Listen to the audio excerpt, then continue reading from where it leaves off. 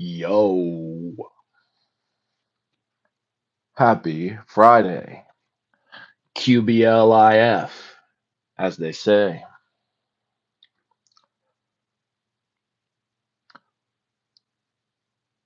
Sound check. as they say. It's working. Oh, it's working. We knew it would be.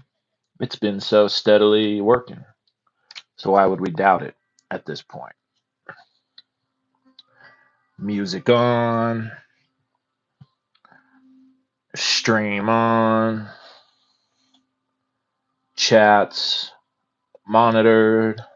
Streamer. We did that.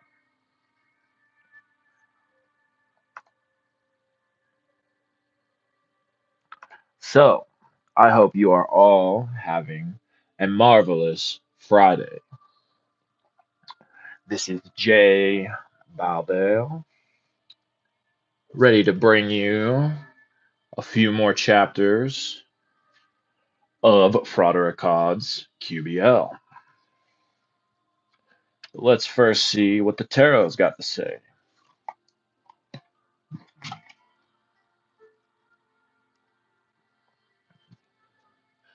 I hope you're all having a marvelous Friday or whatever day you happen to come across this.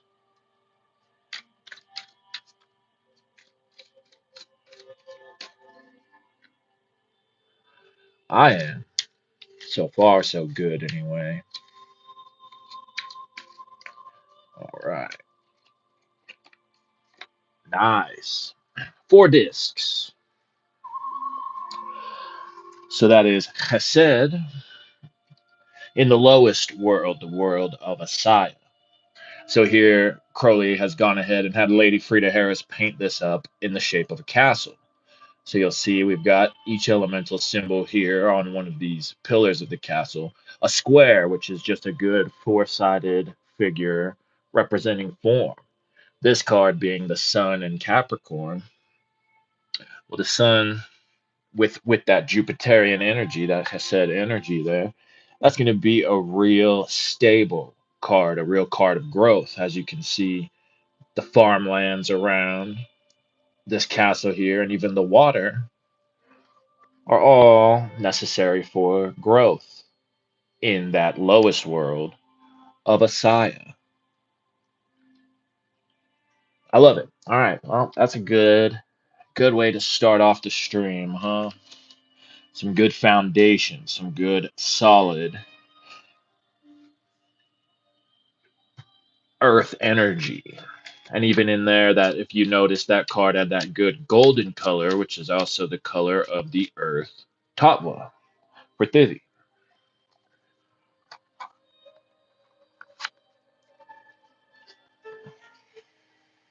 Okay, so let's see. Yesterday we learned a good amount about paths and about the Hebrew alphabet. So far, we've got a pretty good understanding of what the tree is. Pretty decent, I'd say. Welcome in, everybody, just coming in. Always great to see you all popping in. So, yeah, we have a pretty good understanding of what the tree is, how we are to use the tree, and so far, some ways in which we can use the tree.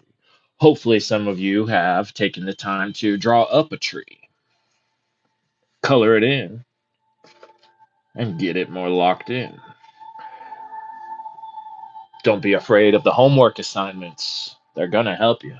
That's for sure. But anyway, let's go ahead and get to ripping. We left off on chapter 5.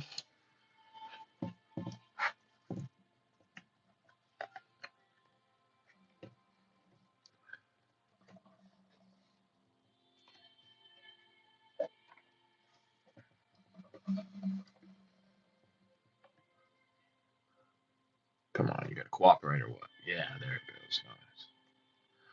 Chapter 5, which seems to be the lucky number right now. Oh, never mind.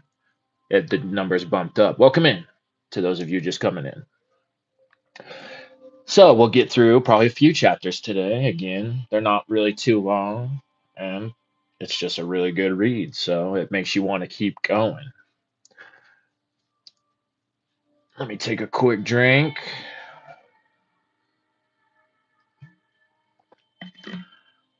and I'll need to go grab something else to drink because I just finished that one. But I can do that in a little bit. We better get rocking. Okay, so chapter 5, being some account of the ineffable name and of the four worlds with their correspondences to the minor arcana of the tarot. Nice. Welcome in to those of you just coming in. We must now consider what the Kabbalists have to say in regard to the four worlds, which are under the dominion of the ineffable name of four letters Yod He Vav He, usually called Tetragrammaton. There are three methods of classifying these four worlds. Welcome in, all of you just coming in. Man, this is popping in and out today. Well, good. Much love. Happy Friday. So, first, number one, we may consider them as upon four planes, one above the other. That is to say, we can take our tree of life and imagine that there are three similar trees occupying the same position, except that each represents a different level.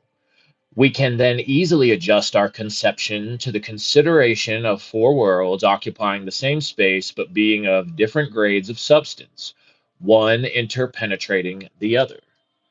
K Dizzle 93. Jesus is King. Absolutely. And 93s to you as well. Love is the law, love under will, right? I don't think that that's why you have 93 there. I bet that's the year you were born. Well, that's a good year to be born. Coop TGS. Now there is a real hard hitter. What's up, brother? It's good to see you. Welcome in. All right, two, we may consider four trees placed vertically, one above the other, so that the kether of the first tree corresponds with the malkuth of the one above, and so on, thus obtaining a ground plan of all four.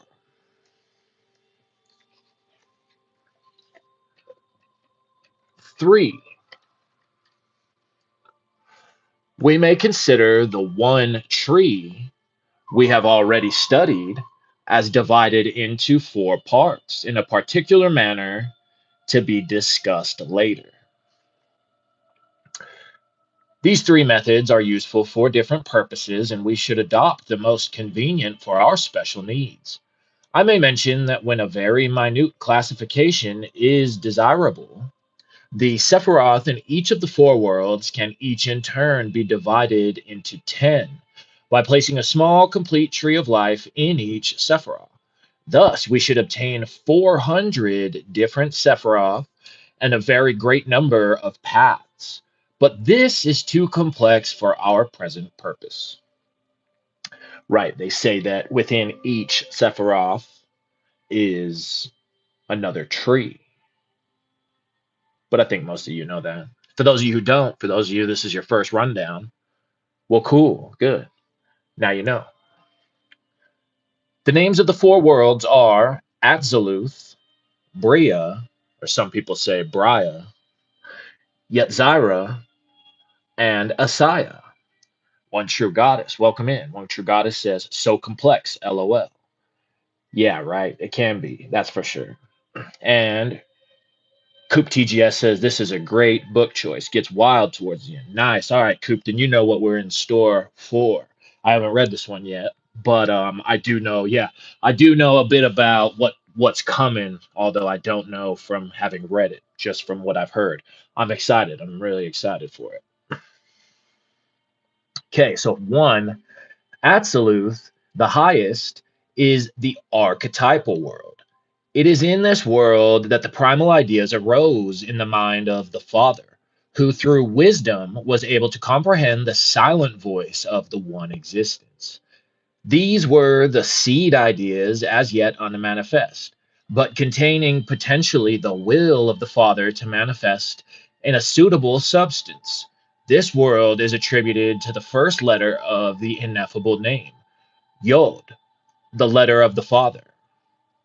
Two, Bria is the creative world, which, being impregnated with the will or life of the Father, is a living substance, understanding what is necessary to the gradual formation of the ideas and the preparation and bearing of them until perfectly fashioned. It is therefore referred to the second letter of the name, He, the Great Mother. Bathy Crazy F8P says, preach it, son. All right, thank you. I appreciate the support. Much love to you. Welcome. Three, Yetzira is the formative world, the product of the previous two, where the perfected ideas, having taken form, await a suitable material body in which to clothe them. It is the world of symbols, something like the plan of the great architect ready for execution. It is attributed to the letter Vau, which is that of the sun. Four, Asaya is the material world, wherein all these former worlds of fine matter are materialized and manifested in tangible form. It is the universe as we know it through the five senses. This is attributed to the final He, which is called the daughter, and is usually written with a dot in the center to distinguish it from the mother. So, right, you got the two He's, the first He and the final He, and the final He being Asaya. Mothra, welcome. Always great to see you. Glad to have you. So, I'm sure he'll talk about it, but yeah, I already see he's about to. That those four worlds are also divided up into your four elemental suits of the tarot, but also your court cards. You know, the king being the yod, the queens being the hay, the first hay anyway, the princes being the vow, and then the princesses being the final hay. And one way I remember it, it might help some of you who don't have that locked in, is so absolute sounds kind of like absolute. So, like the absolute highest world. Then in alphabetical order, you have then Bria. So that's the next one down, just like A, B, you know what I mean? Y, Yetzira. So that's your third world down. And then, yeah, I know Asaya starts with A, but Asaya also starts with three other letters that often people like to joke the material world is, which is ASS, right? Ha ha ha ha ha. There, that's how I remembered it. So that might help some of you, right? It's, I know in school growing up when teachers gave you like silly little ways of remembering things, it actually works a lot of the time. So may that help whoever it is meant to help.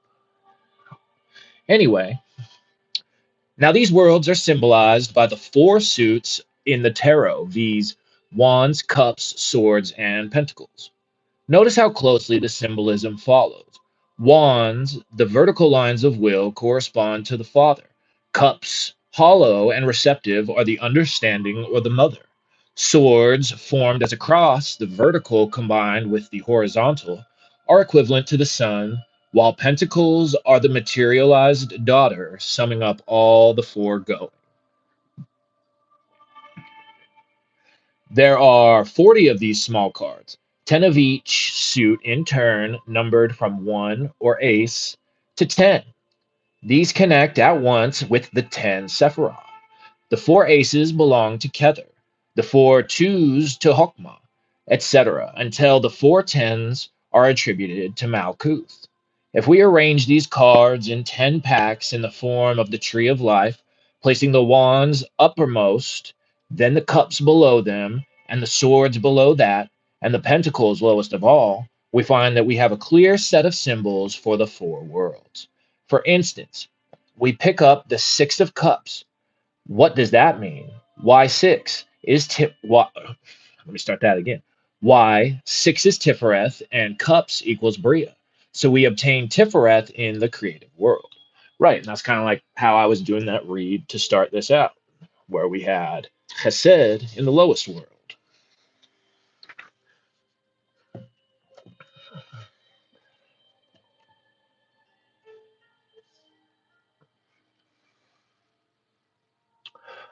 Again, four of swords will be Hesed of Yetzirah, the mercy of the formative world. This is so simple that it needs no further explanation. Now, we should note that the ineffable name, Yod He Vav He, is particularly attributed to the four elements, Jehovah being, as we shall see later on, the God of the elements. Now, Yod is fire, He is water, Vav is air, and the final He is earth. Again, we find the same symbolism. The fire of the Father, the water of the great sea or mother coming together and forming air, the sun with with the previous two produces earth.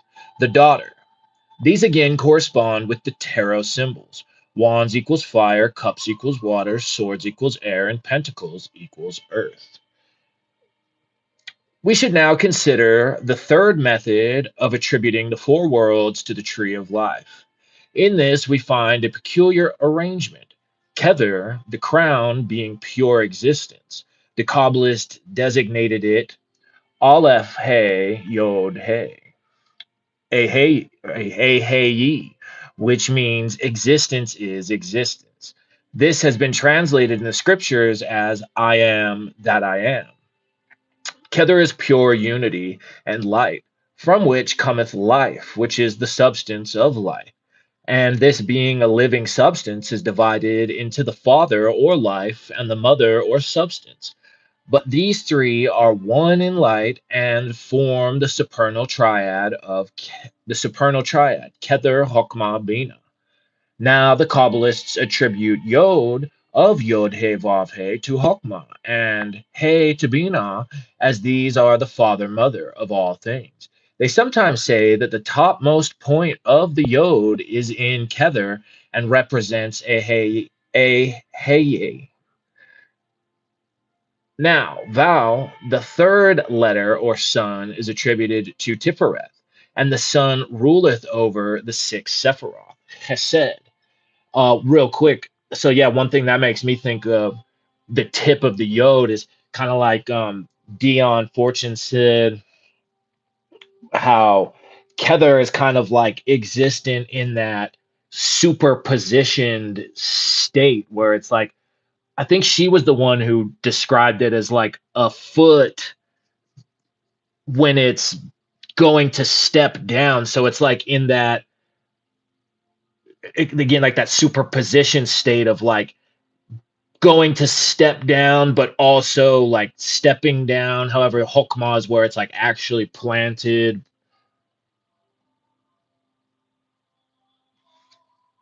Okay, so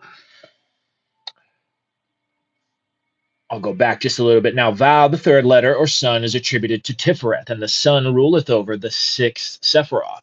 Hesed, Gibera, Tifereth, Netzach, Hod, and Yesod. Otherwise, the moral or intellectual part of the tree. Again, the final Hay or daughter is assigned to Malkuth, the kingdom, which is the materialized manifestation of the foregoing. She is sometimes called the queen, as the son is called the king, who is crowned by Kether. But this may perhaps cause some confusion with the tarot, so we had better designate the father as the king, the mother as the queen, the son as the prince, and the daughter as the princess. We now come to the question of the court cards of the tarot, and we find four of these for each of the four suits. They are named on the cards kings, queens, knights, and pages.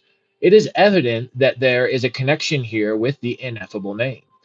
But there has been some confusion in the symbolism of the cards, for we find the kings seated on thrones or in chariots, the queens on thrones, the knights on horses, and the pages are on foot.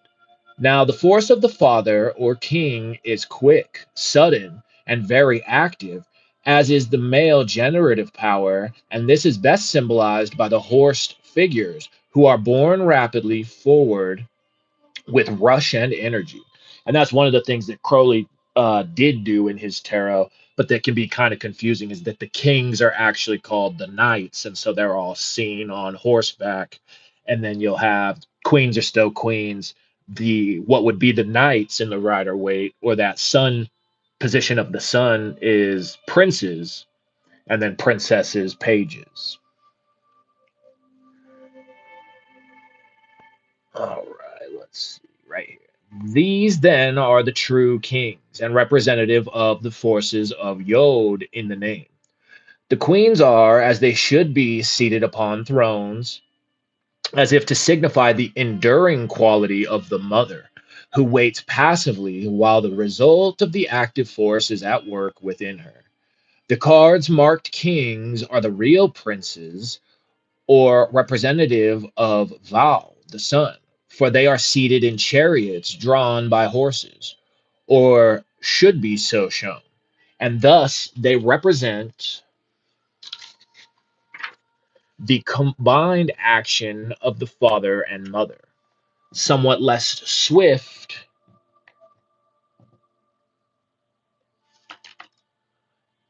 than the father and more active than the mother. The pages are the true princesses or daughters, standing alone because they manifest the father, mother, and son, but only powerful insofar as they remember whence they came. The four kings then belong to Hokmah, the four queens to Binah, the four princes to Tifereth, and the four princesses to Malkuth.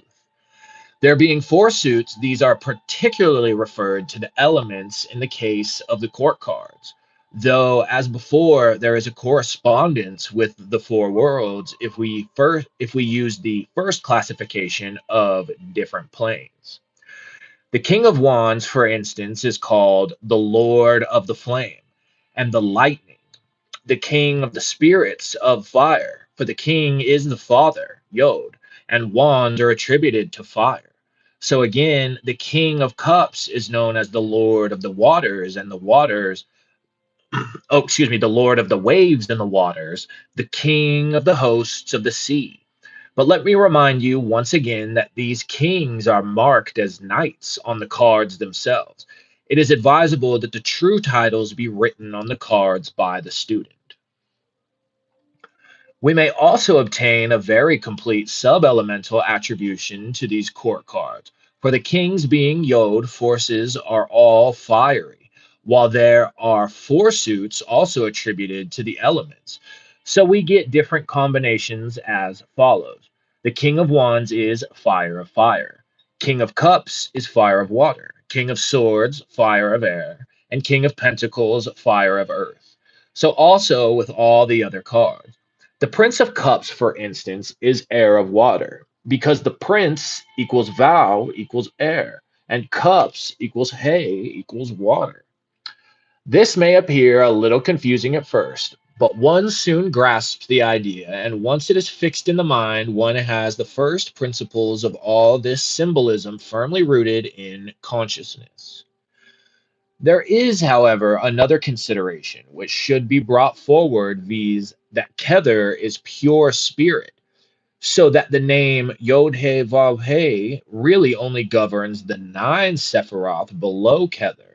For in a certain manner, as mentioned before, it is representative of the elements only, and these are crowned by spirit. Man, too, is made up of these elements, but by the light of the Holy Spirit. Within him, he may rule and govern them once he has come to the light, or found the kingdom of heaven within himself. The process whereby he may find his true self will be described later on, but here we should remark that when he does so, he escapes the law of the four, the cross or square, and becomes a perfect microcosm or little universe made in the image and likeness of God. Then he is symbolized by the pentagram or five-pointed star of unconquered will, and mystically the letter Sheen, which is the Holy Spirit, is said to descend into Yod He Vav He, thus forming Yod He Sheen Vav He, or Yeshua, the God Man. Yeah, I got to double check, but one of my friends, I remember I was asking him about that at one point. And he said I was asking him about the whole putting sheen in the Yod Hey Vav Hey, and he said, yeah, the only problem with that is that's not actually how Yeshua or Joshua is spelt in Hebrew. But I got to run that one by him again. to get the confirmation on that. This process is symbolized in the tarot by the aces, which correspond to Kether and Spirit being placed at the top of a pentagram. The other four arms being attributed to fire, water, air, and earth. Also to kings, queens, princes, and princesses. Thus, we find we have five elements, or rather four elements, which have their roots in spirit. The aces are called the roots of the elements. Thus, Ace of Wands equals the root of fire or spirit of fire. Ace of Cups equals the root of water. Ace of Swords equals the root of air. And the Ace of Pentacles equals the root of earth. These roots signify the spirit. All the foregoing will be made clearer if we complete this chapter by summing up what we have said in tabular form and also by means of a diagram showing the holy pentagram or man with the elements rightly attributed according to the name Yod He Shin Vav He. So here we have this table, the four worlds, and it's backwards. Well, 4 3 2 1, but that's because you read Hebrew right to left. So over here in one, Atziluth, archetypical, Yod, fire, wands, and Hokmah. Two, Bria, creative, Hay, water, cups, Binah. Three, Yetzirah, formative, Vow, air, swords, Tifereth. And four, Asaya, material, Hay, final, earth, pentacles, Malkuth. This gives the attributions of the small cards. Now over here, he shows us we've got this pentagram drawn up. You've got aces, spirit here at the top. Then over here at the right arm, queens. Well, we better, yeah, who cares? It doesn't matter. I'm just going to read it this way. Queens on this right arm here, hay, water. Over here to the left, princes, air, and vow. Then down here to the right arm, fire, yod, kings. And then over here at the bottom left arm, the final hay, princesses, and earth. So we see yod or I, kings on horses, fire, hokmah. Hay, H, queens, thrones, water, bina. Sheen, sh, aces, roots, spirit, kether. Valve, V, princes, chariots, air, tiferet. And hay, final, H, princesses, foot, earth, Malkut. So if this is your first time ever hearing any of that, well, congratulations. Now you know a little more about the tarot and the way that it maps onto the tree of life. But most of you, especially in the chat right now, are seasoned. That's nothing new to you, but hey, a refresher is always worthwhile. That's for sure.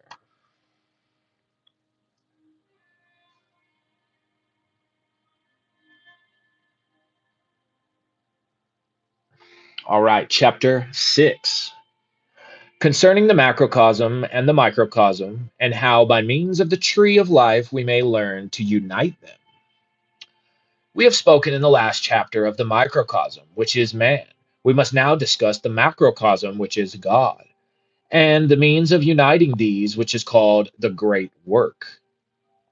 When the Kabbalists tell us of the creation of the universe through the Father, Mother, Son, and Daughter, symbolized in the name Yod He Vav He, which is active in the Sephiroth, we must not think that the process ends with the production of Malkuth, the material world. For this is linked, for this is likened to the unredeemed or animal soul in man, viz., that which only perceives and feels. This fallen one must be raised to the throne of the mother, that is to say, come to understand. The process of redemption is symbolized as follows: the daughter must marry the son, she then becomes the mother, who in turn arouses the active force of the father, and these twain being united, all is reabsorbed into the crown. This sounds complicated, but it is very important that we should grasp its true meaning.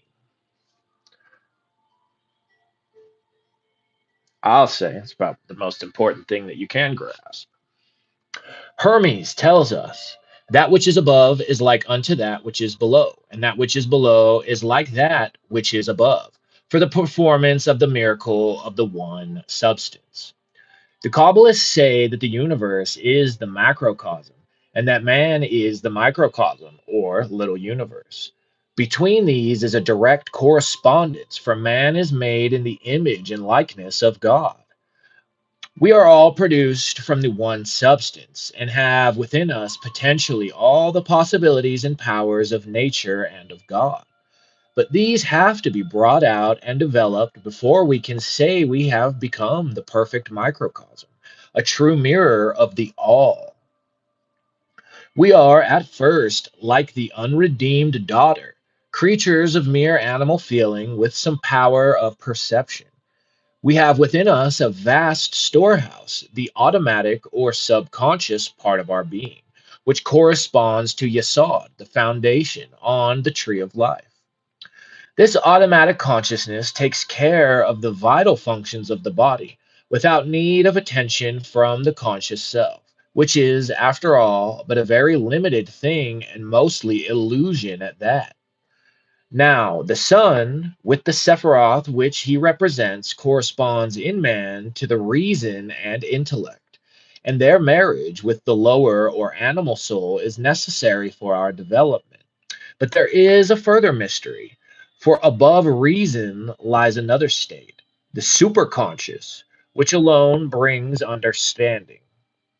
But we have to go through certain processes, pass certain ordeals before this child of the higher is born in us. When we understand, we shall be able to perceive directly, without inference or deduction. And in that state, we may receive the true wisdom of the Father and so regain the light of the crown. So you're up, see right there is like I say that it really is just such a very small amount of people that can just kind of have that click without having to do any work. I'm talking basically nobody. So this idea of, oh, you don't have to do anything to actually be enlightened, you don't need all this, is like, yeah, it's true, but it's not true though for basically everybody. You definitely need to put in the work. You definitely need to put in the work. You need to do the rituals. It's kind of concerning to me the amount of people who have actually not ever even got up and done like a pentagram ritual, for example, or but yet they, I don't know, think that they're putting in work, and it's like, yeah, maybe you kind of are in certain ways, but like just do the stuff, you know what I mean? I mean, if you really just find it as entertainment and it's what helps you pass the day, well, there's not much that I can do about that. Really, actually, it's what you can do about that, and it's actually doing the stuff rather than just, I don't know, listening to a bunch of podcasts and YouTube videos and book reads about it. Do the work. This is a very brief statement, but it will give some idea of the necessity for climbing the tree of life, which is the road to the attainment of adeptship, leading in turn to the perfection of the masters who have completed the great work as far as they themselves are concerned. Just as the microcosm, man, is symbolized by the pentagram or five pointed star, so the macrocosm, God, symbolized by the hexagram or sixfold star. Right in there as your answer as to the why you do the pentagram and the hexagram rituals. The attainment of union with God is considered by all religions to be the great work which lies before us. We may symbolize this as uniting the five and the six, And this operation is sometimes called 5 equals 6. Shout out One True Goddess, huh? 5 equals 6. We've been talking about that for a while, which is the formula used by the great brotherhood known as the AA. Yeah. So also, rather than just pay a bunch of like jokers online to, I don't know, jump right into certain types of spirit work that you should probably just definitely not even be touching, there's groups like the AA. I could just not recommend going and being trying to join up with the AA enough. And for people who say things like, I don't know, those groups are just a bunch of people, I don't know, having high school drama fits. Like, tell me you've never been or even like asked, like, tell me you've never actually done anything with any of that without telling me you've never done anything with that. It's honestly a huge red flag in most of those groups if you find anybody trying to flex like their grade levels or their titles or anything like that. Because honestly, most people in those groups just, they get it. They really get what the point of all this is. And so you're just really not gonna run into that very much. I mean, you might kind of in like the OTO, and even then, not really, because again, most everybody kind of gets the point, so to speak. So, and also a lot of your like, crappy people out here doing these crappy little courses and all this and that. This is what you're actually looking for is the AA for everybody who's like really wanted to find like that master apprentice type of relationship where you actually have like the sensei, the guru. There it is, right there. It's the AA. I promise you, it's not these people on YouTube with their freaking pre-recorded classes that don't actually. You pay all this money hoping you're going to get like some hands-on type of training, and then you just don't even get that. Guess where you will get that? The AA. All right, enough of all that, Jay. Enough. This particular stage belongs to the grade called Adeptus Minor and corresponds to the knowledge and conversation of the Holy Guardian Angel, or True Self, which is obtained in Tippereth, where the daughter is united to the Son. In order to make this clear, I must describe some of the necessary steps leading to this attainment. Good. Tell us about it, because that's going to be a bunch more of my teachings and rants too. Is all about HGA, baby. That's going to be one of your most important, first and foremost steps. Because you know what? Guess who's going to tell you whether or not you do need to be summoning up these certain types of spirits, and especially paying a bunch of money about it? Your HGA. You can just straight up ask your HGA, and your HGA will most likely tell you you don't really need to be doing that. But whatever, go off, summon up demons. Oh well, everybody's got to learn some way or another, huh? Okay, start reading, quit ranting. The tree of life is sometimes considered as representing the grades of a threefold order in which case each Sephirah is attributed to one grade, or represents the stage of the work attained by those who hold that grade. We must remember that each Sephirah is both positive and negative. So likewise is this order a chain system wherein those holding any grade receive an influx of help from the grade above them and transmit their help in turn to those below. Thus, there is an unbroken stream of influence from the crown to the kingdom and beyond. Once your goddess, yep, sick, 5 equals 6. That's what I said. Shout you out.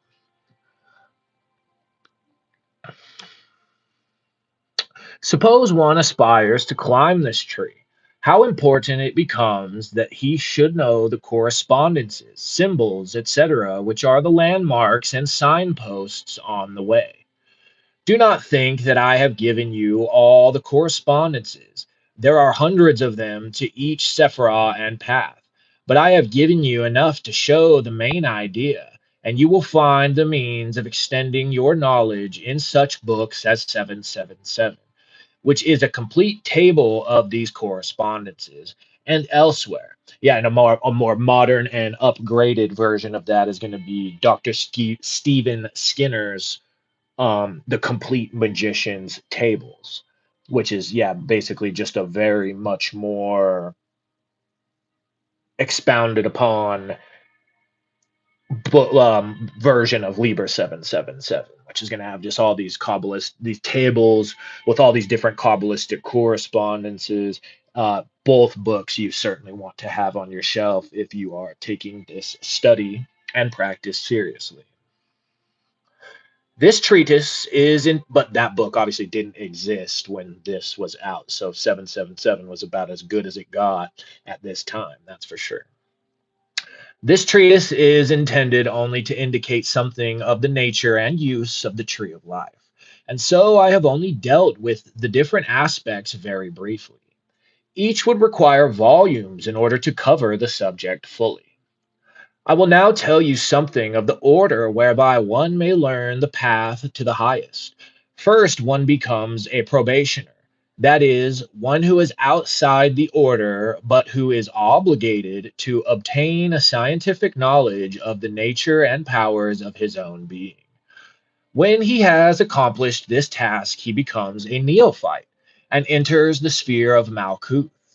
There he learns to control the nature and power of his own being. He finds these much wider than he expected, and his task before reaching Yesod is to control the astral plane, which he accomplishes by the use of the pentagram, which makes it possible either to invoke or banish all the elements and to control them. In Yesod, he becomes a zealoter and must learn to control the foundations of his own being. This is accomplished through the control of the body and breath, or prana. On passing to Hod, the sphere of Mercury, he becomes a practicus and must overcome the vacillations of his own being. He studies the Holy Kabbalah and such Eastern systems as Gyan Yoga. In Netzach, he becomes a philosophus, and his task is to obtain control of the attractions and repulsions of his own being. Netzach being the sphere of Venus and the house of love, he does so by means of proper devotion, or in Eastern systems, bhakti yoga. Sick. Shout out Swami Vivekananda.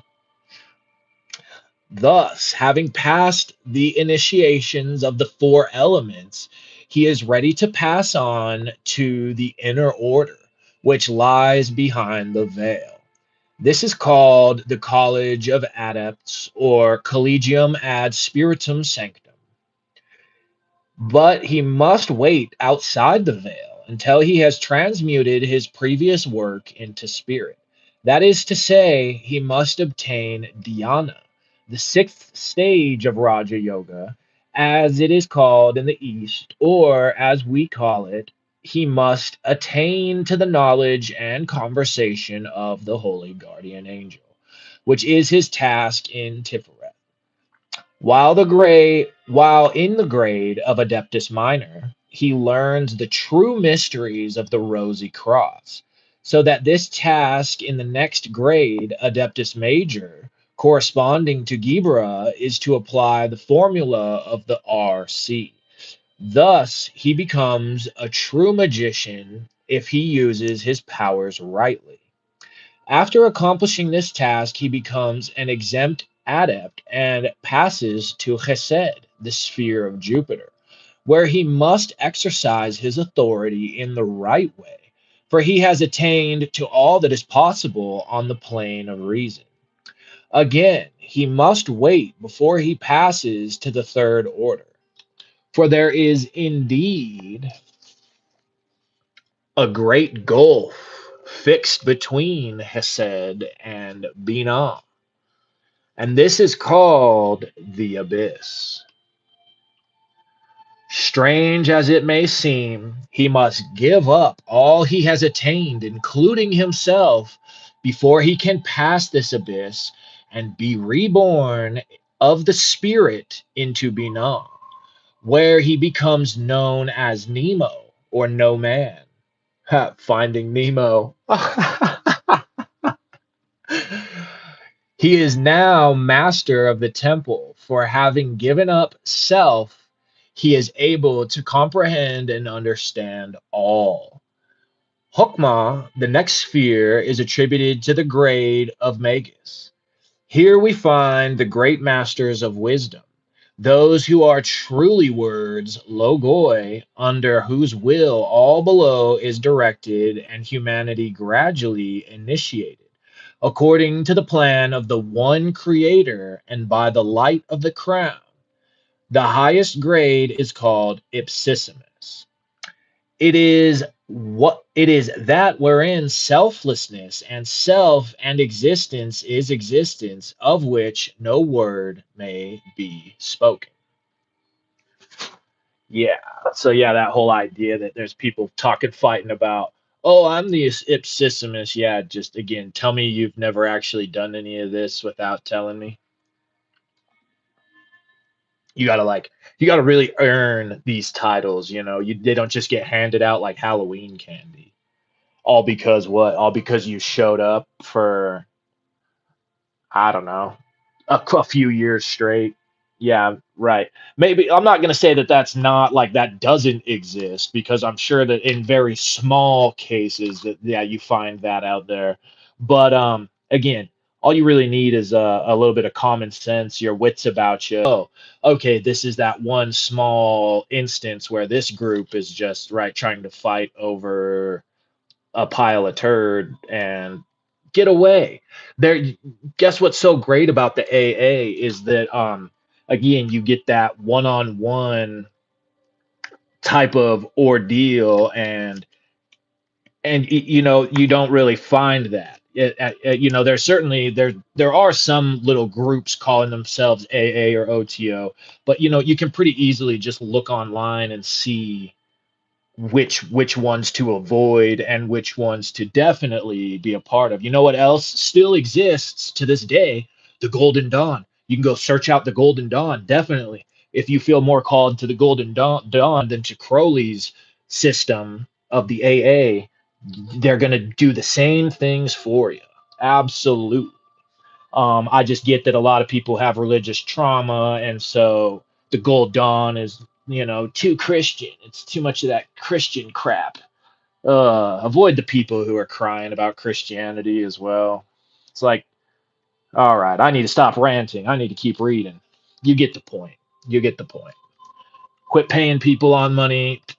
Paying people online money who just are just trying to take your money, and go search out the actual groups who are going to do it in a very structured way and really give you what you're looking for. My candle started spitting wax, so now I'm getting wax off these cards while I rant. All right, time to continue. Thus I have thus have I briefly mapped out the way. It is for you to discover the truth and to live the life. I have made no mention of the paths which connect the Sephiroth and which correspond to the symbolic designs of the tarot. I will, however, indicate the method of progress from grade to grade. From Malkuth to Yesod, there is but one path to travel. From Yesod to Hod, there are two. For it is necessary to combine the ideas suggested in the paths from Malkuth to Hod with those from Yesod to Hod. Again, from Hod to Netzach, there are three to be combined. The path from Malkuth to Netzach, the one from Yesod to Netzach, and that which leads directly from Hod to Netzach. Thus, step by step, one must discover the way, pass the ordeals and tests, overcome his own obstacles and illusions, though there are those who will help us if we truly aspire and are prepared always to give help in our turn.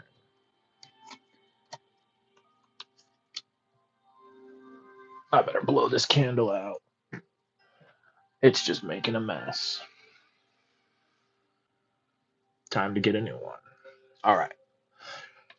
Every step we take, we must retain our link with the higher and with the lower. For this is an endless chain, and every link is tested to the uttermost, lest that chain break. Or again, it is called the great wheel of life, the least little cog of which may well be proud in trying to fulfill his office perfectly. All right, and that does it for chapter 6. Thank you, Frater Achad. Thank you, Alistair Crowley.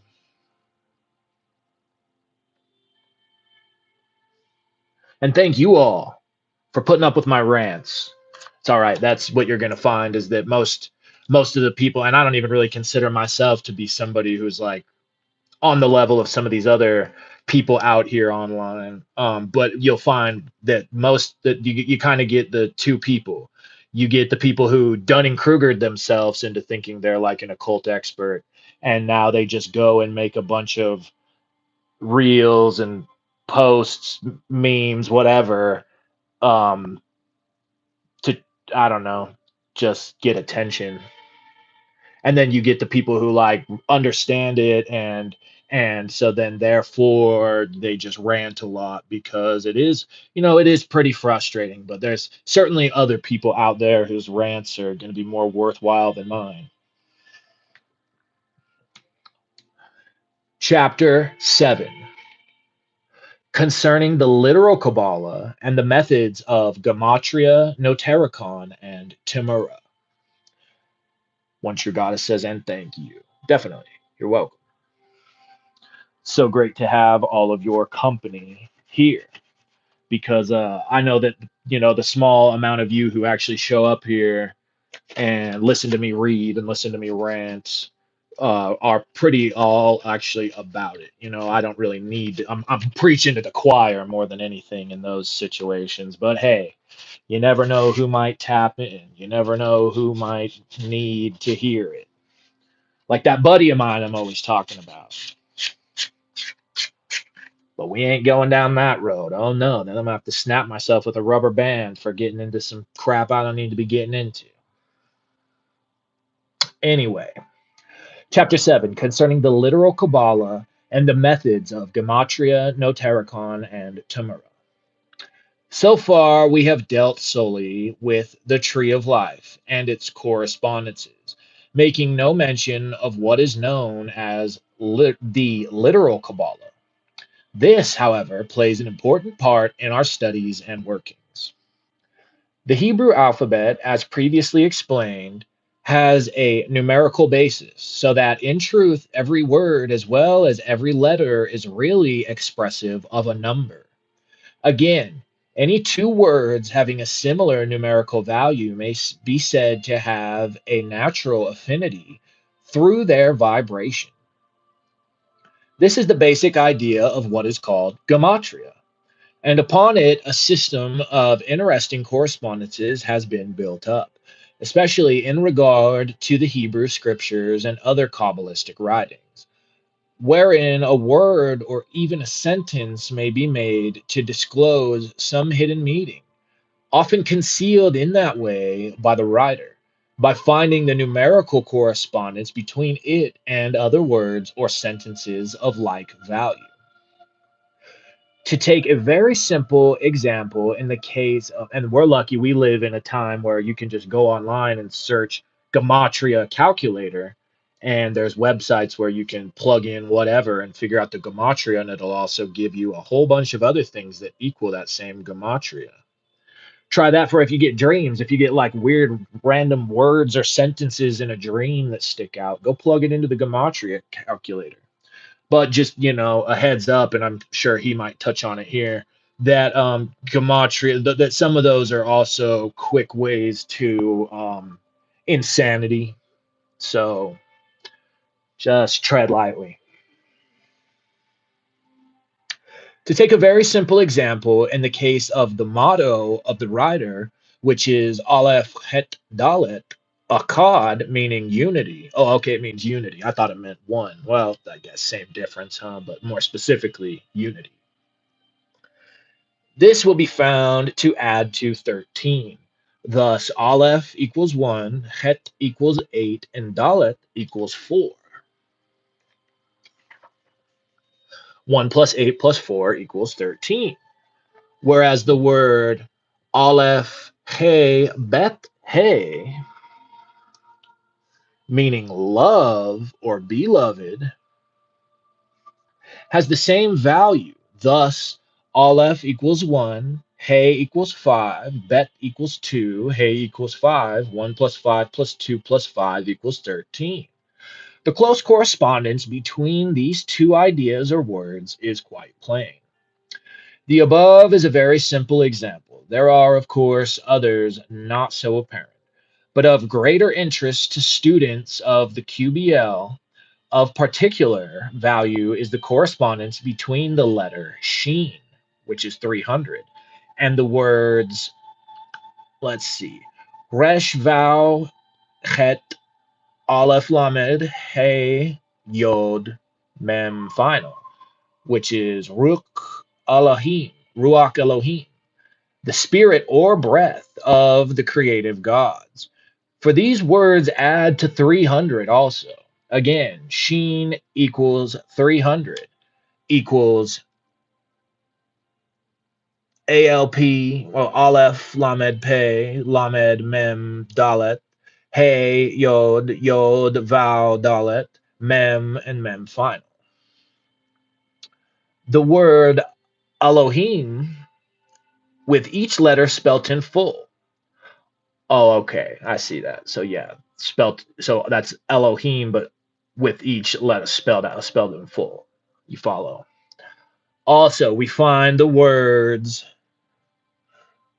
Bet Pei Aleph Hey Hey Aleph Vowel Resh, which are equivalent to Cobb's Pect or light in extension, have a numerical value of 300, which brings out their correspondence with the letter of spirit and fire, Sheen. Now, Elohim is the word for the creative gods, mentioned in the first verse of Genesis, which reads, In the beginning, Elohim created the essence of the heavens and the essence of the earth. Elohim has the value of 86. Aleph equals 1, Lamed 30, He 5, or Yod, 10, Mem 40, equaling 86. And this is also the numeration of Ehei Adonai, which means I am Adonai. Adonai is the Lord who is said to have been one with all the works of the Creator and is, so to speak, the holy guardian angel of humanity. Oh boy, there you go. There you go. The first word of Genesis, Barashit, has been commented upon so fully by Kabbalistic scholars that I shall make no attempt to do so in this place.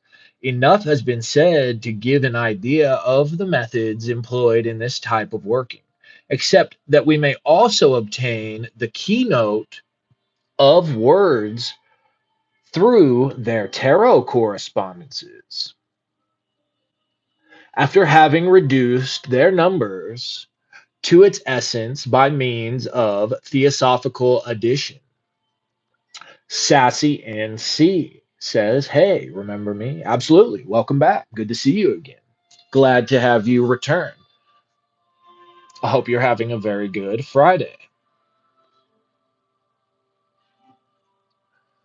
Thus, we take the Hebrew word Tav Sheen Mem Yod Sheen, which equals, let's see, 400 plus 300 plus 40 plus 10 plus 300 equaling 1050. And after adding the digits of this number, 1 plus 0 plus 5 plus 0 equals 6, we may refer it to the fifth key, the sixth key of the tarot, which proves to be the lovers.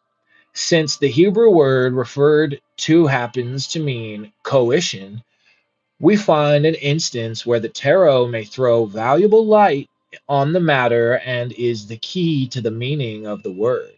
Again, 6, its basis is suggestive of the interlaced triangles or the hexagram, which represents the marriage of fire and water, or the father and mother. So then, we obtain another interpretation by means of a symbol. Further, 6 equals Vav, the letter of the sun in the ineffable name Yod He Vav He. And this son is the result of the union of the father and mother, which is in turn true numerically since Yod equals 10 and He equals 5. 10 plus 5 equals 15. 1 plus 5 equals 6 equals Vav. This example will suffice, but the student will be able to trace many others of equal or greater interest. Sassy NC says, anytime, mate. I'm doing good mentally, but physically, I'm suffering in silence. Well, sorry to hear about your pain, but much grace upon you to suffer it in silence. Sometimes that's about all we can do. It's pretty hard for others to actually experience our pain. You know what I mean? But much strength to you. May the Lord bless you as you endure that pain in silence. And may this book read maybe help alleviate it to some degree. Sassy and C says, yeah, we had PE and I had to do a lot of workout than usual. Oh, I see. Okay, that type of pain. Well, yeah, that will only make you stronger though. So good for you. Okay. So for anybody who, yeah, this the gematria, the notaricon, that's the stuff where certainly your eyes might glaze over a bit. So just do your best to follow along, to understand as you can, and maybe revisit these chapters. Try to make some notes to lock it in. You know what I mean? So another Kabbalistic method is called notaricon, meaning a shorthand writer. In this case, the initial, final, or medial letters of a word are taken as the initial letters of the words of a sentence, which has an affinity with the original word. Thus, to use a well known example, Brashit, the first word of Genesis, is made to suggest the sentence Brashit Ra Elohim Shekubl Israel Thaver, which means in the beginning, Elohim saw that Israel would accept the law. There are many other possible sentences to be formed from these initial letters, as will be found in the various treatises on the subject.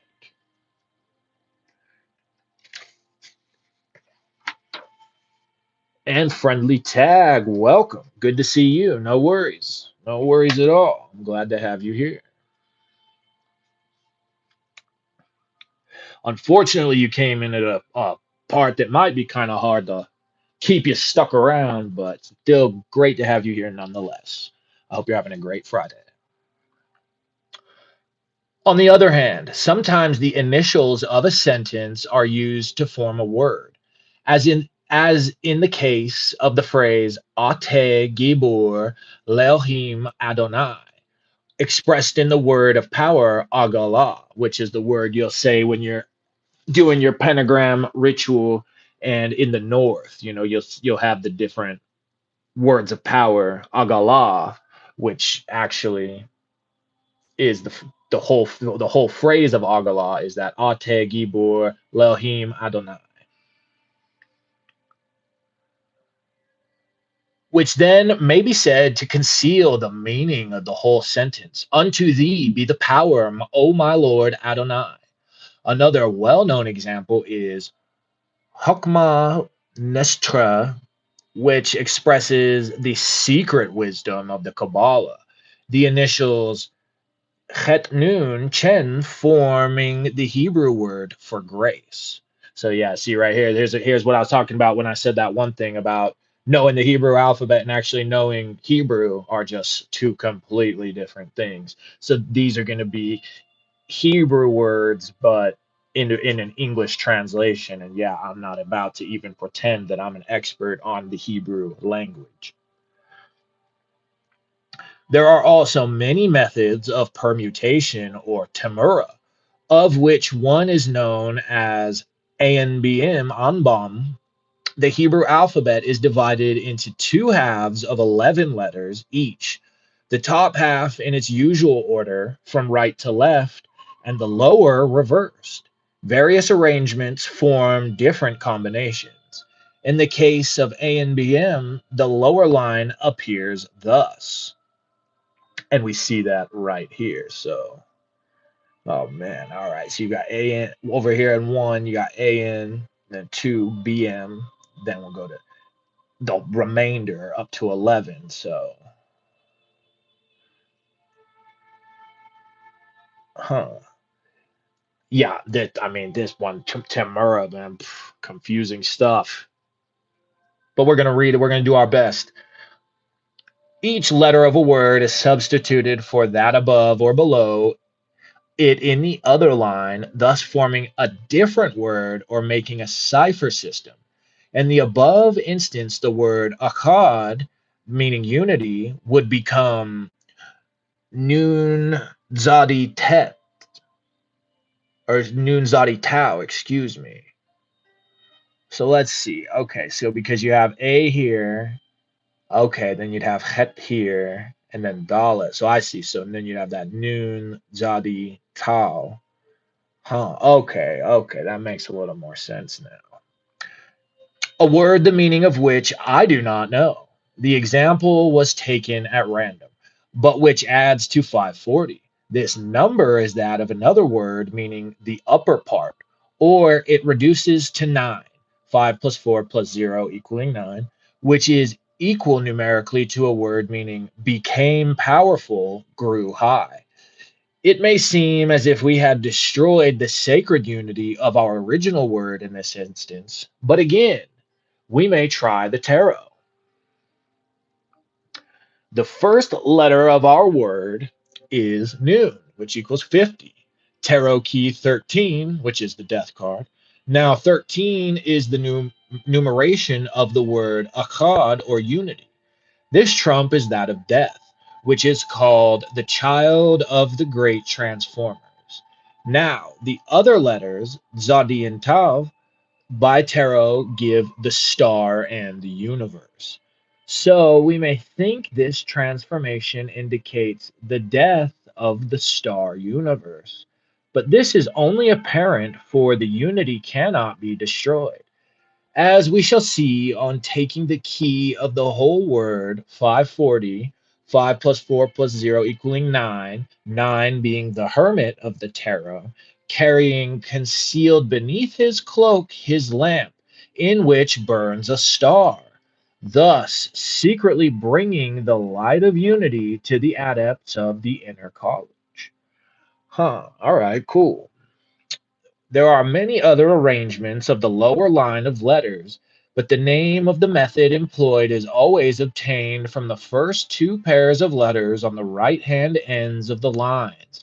Thus, in this case, AN, BN.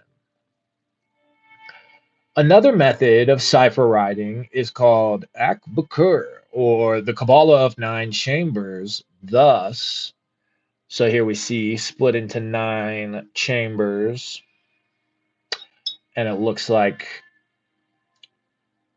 based on numbers and then multiples of 10. So here you see you got 1, 10, 100, here 2, 2, 2, 20, 200, so on.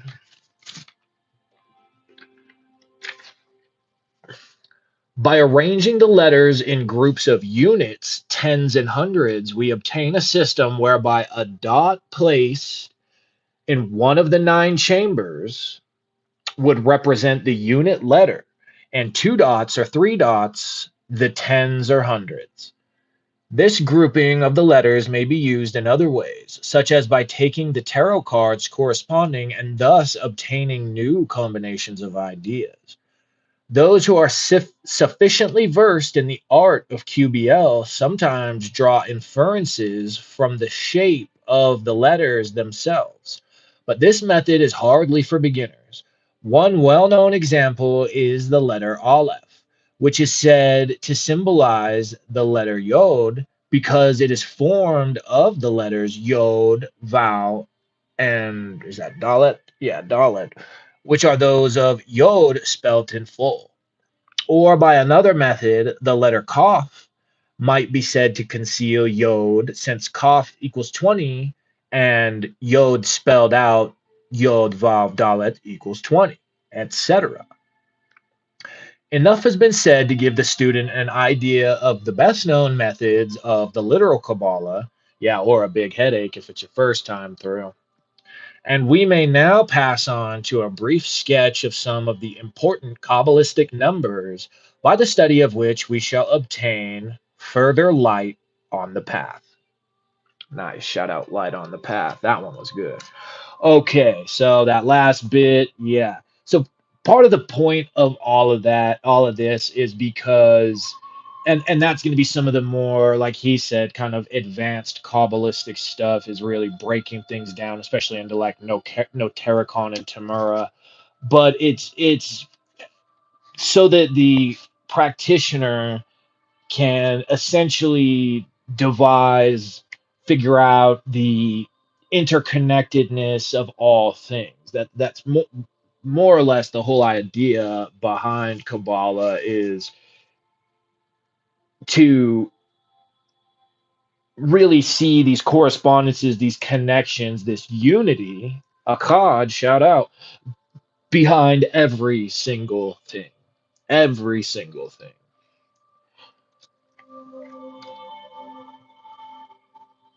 All right, then. So I think that's going to do it for today.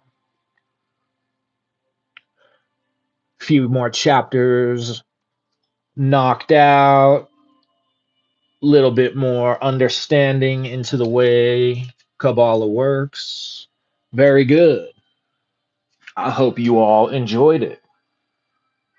I did. Definitely that last chapter is going to be one you'll probably want to go over, and especially one of those things like I've said where there's just certain things that when this is your very first time hearing it or studying through it, or you're definitely still in that beginner stage, that when you go back and reread after a few years and you've got some more experience and understanding under your belt, it'll probably make more sense, and you'll be more ready to experiment with those kinds of things. So like I always tell you, just be patient. Be patient with yourself. Don't be in a rush. And in the meantime, just do your best. Just really try your very best. And you're sure to achieve greatness in due time. Well, all right then. I think we'll do that. We'll end that for today. I might come hit you later with some HGA stuff. I'll definitely be hitting you soon with some HGA stuff, but maybe even today. I guess it just depends on how busy my evening ends up being, how long I got to sit and clean up all this spilled wax.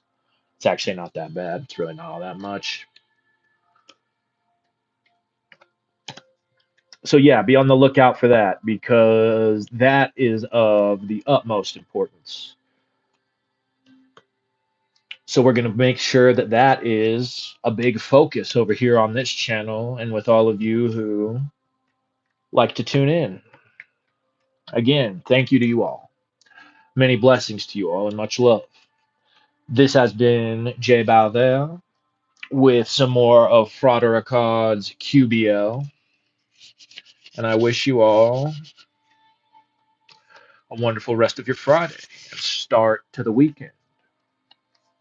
Unless, of course, nature wants you to quit resisting, then you might have a horrible night, and your job is to quit resisting. All right, you guys. We will see you very soon for well, obviously more of this, but also that HGA stuff. Until then, bye bye.